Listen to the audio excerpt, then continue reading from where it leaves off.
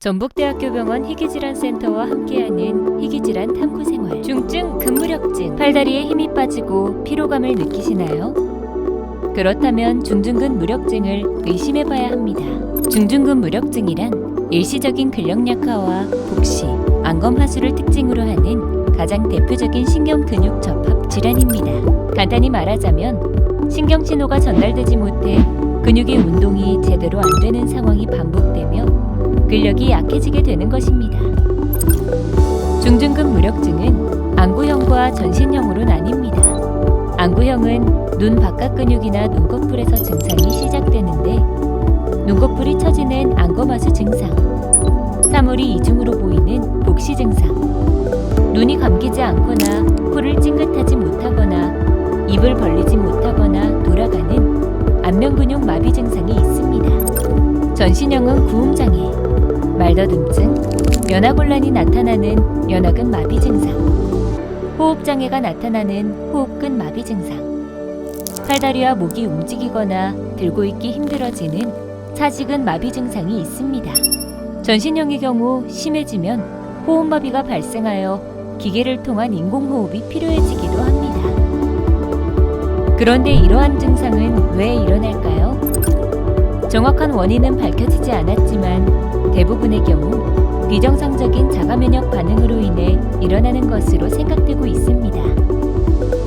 아세틸콜린의 수용체의 수가 줄어들어 있고 아세틸콜린에 대한 항체가 생성되어 근육 수축이 잘 일어나지 않아 근육이 쉽게 피로해지는 것입니다. 근력이 약화되는 중증근 무력증. 이를 위한 검사 방법으로는 어떤 것들이 있을까요? 첫 번째로 항체 검사입니다. 혈액 검사를 통하여 아세틸콜린 수용체에 대한 자가 항체가 있는지 확인하는 방법입니다. 두 번째로 전기진단 검사입니다. 질병의 전기 생리학적 이상을 확인하기 위한 방법으로 반복신경 자극 검사와 단일 섬유근 전도 검사가 진단을 위하여 시행됩니다. 세 번째로 약물 반응 검사입니다.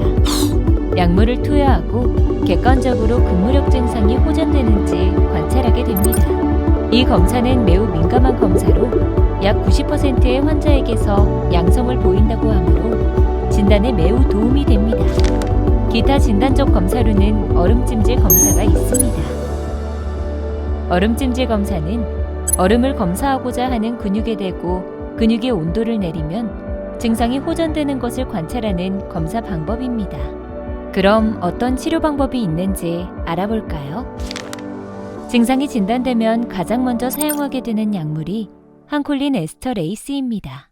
이 약물은 대부분의 환자의 증상을 호전시킬 수 있지만 지나치게 많은 양을 복용하면 오히려 근력이 약해지는 경우도 있습니다. 가슴샘의 종양이 발견되면 가슴샘 절제술이 필요합니다. 가슴샘 종양은 보통 양성이지만 악성인 경우도 있으므로 반드시 수술을 해야 합니다. 모든 환자가 수술을 해야 하는 것은 아니지만 많은 전문가들이 발병 3년에서 5년 이내에 수술을 하는 것을 추천하고 있습니다. 또한 면역 기능을 억제시키는 면역 요법도 있습니다. 프레드니솔론이나 아자치오프린과 같은 약물 치료를 통해 증상을 완화시키거나 증상이 아주 심해서 호흡마비나 중증근 무력증 위기 증상이 있을 경우 치료 효과가 빠른 혈장 분리 교환술을 하거나 면역 글로불린을 정맥 주사하는 방법을 사용합니다. 면역 글로불린은 혈장 분리 교환술에 비해 특별한 장비 없이 투여가 쉽습니다. 근육의 힘이 약화되는 희귀질환 중증근 무력증. 신체에 이상이 생긴다고 의심이 들면 건강이 더 나빠지기 전에 치료받으시기 바랍니다. 본 영상은 전북권 희귀질환센터에서 제작하였습니다.